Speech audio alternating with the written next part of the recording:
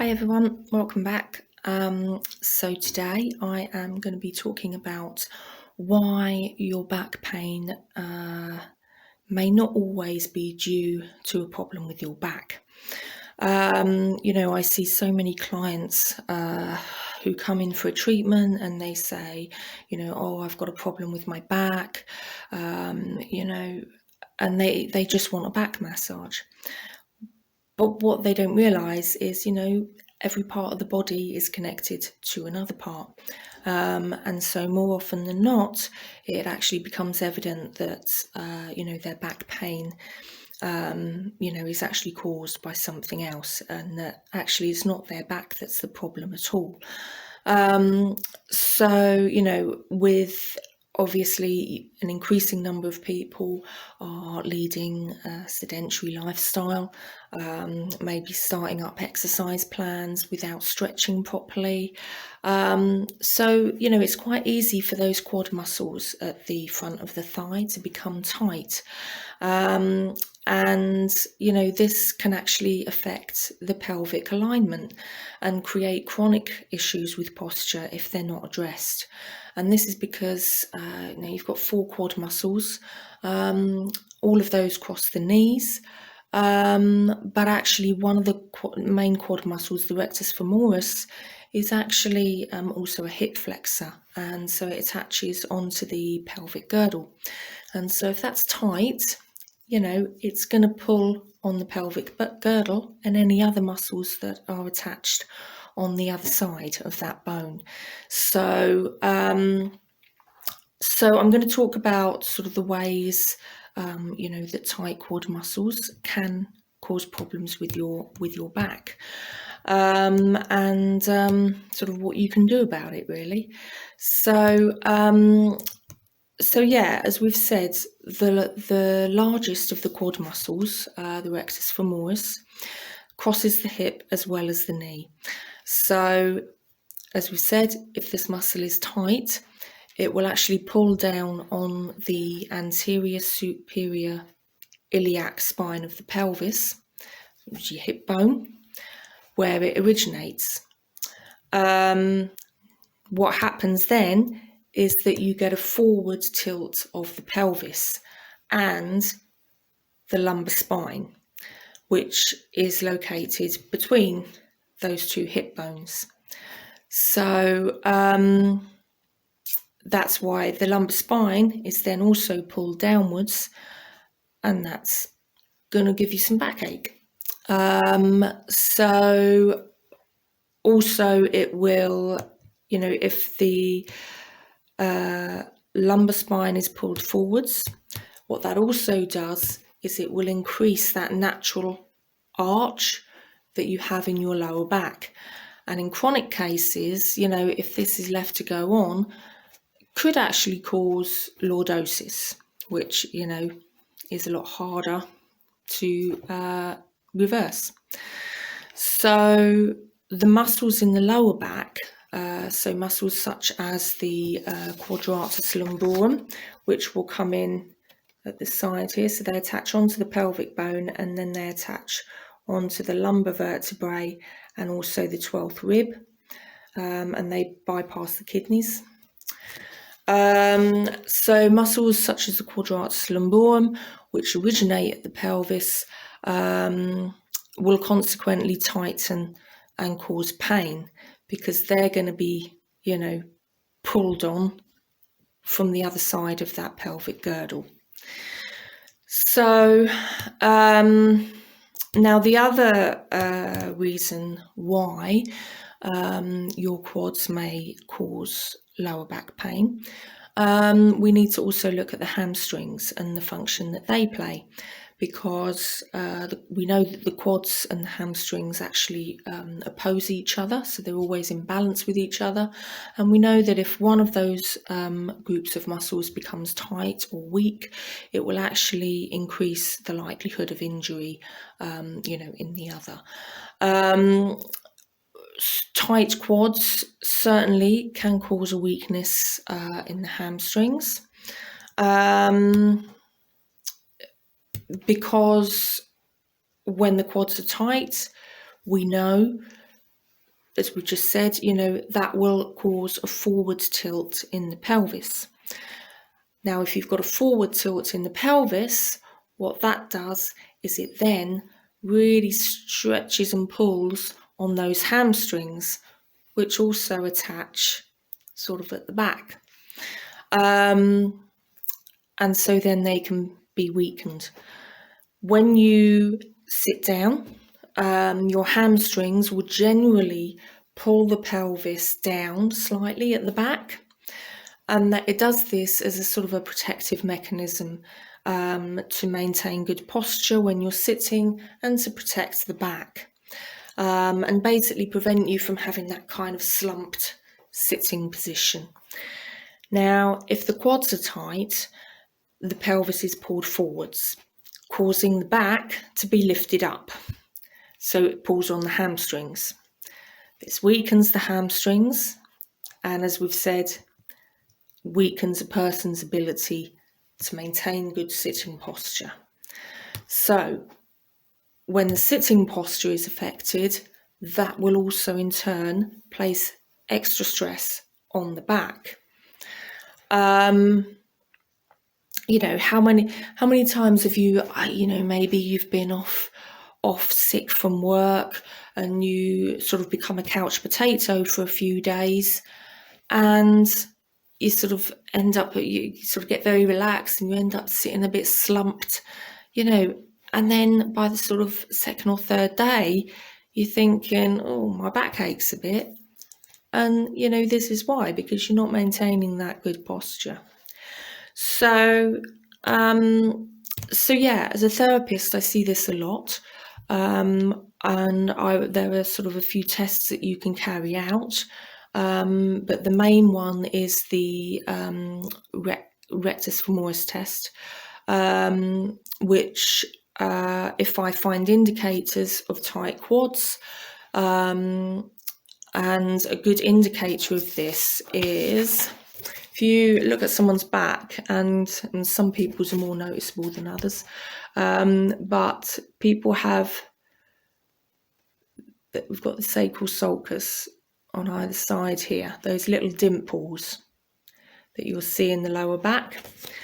Now, if a client has pain when pressure is applied to those sacral sulcus, that is usually a good indicator that there may be some quad tightness going on. But also, if the sacrum area, so again, that's that just lower area there, just below that lumbar curve, sacrum's here. If that area rises when the quads are stretched by, if the client is lying face down, you bring the client's heel to their bottom to stretch out that quad on the front of the thigh. And if that quad stretch causes the sacral area to rise, that is a clear indicator of the pelvic tilt caused by a tight rectus femoris muscle.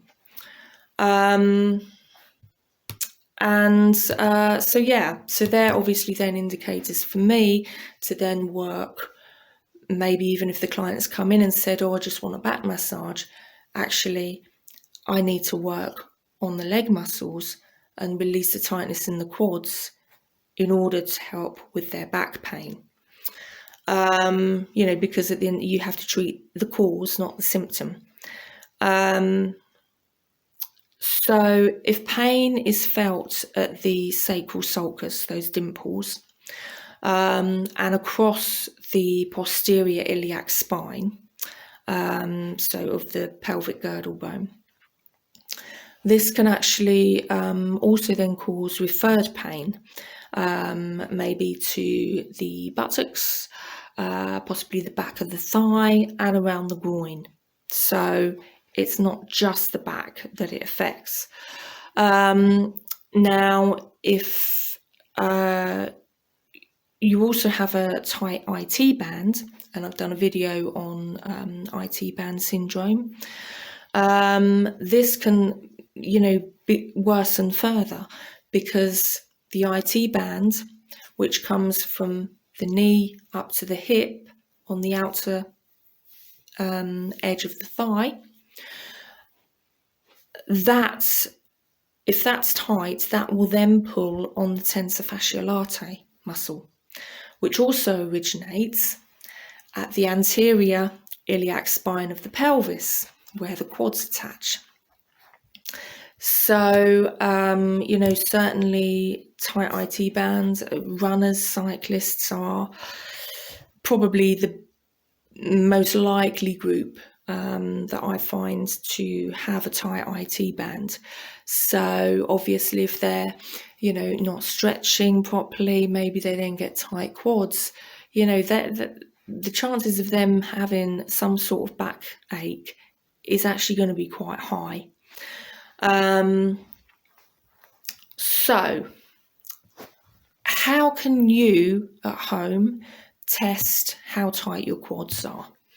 A good basic exercise is touching your toes. Now, when I say to a client, bend over and try to touch your toes, the first thing they do is their whole focus becomes, I have to touch my toes. And quite often they will round their back in order to get lower down towards their toes.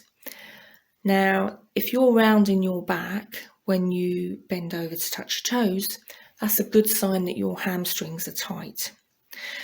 And so the idea, and that's a very good sort of stretch and test for your hamstrings. If you sort of bend over and try to touch your toes, but,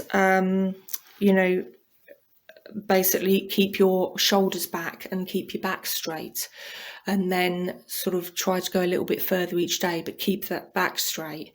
That's a good sort of stretch for your hamstrings. But on the other hand, if you bend at the hips and can really easily touch your toes, then it may be that your quads are actually tight. And so by getting further down, you're actually kind of relieving the pressure on those quads, and so it's really comfortable to do that. But another check you can do is if you stand and push your hips forward, sort of from those sort of sitting bones, as far forward as you can go. Now, if you're not getting very far forward and it starts to feel painful or tight, again, that's going to be an indicator that those quad muscles, that rectus femoris muscle, is going to be tight and it's pulling on that pelvis. So,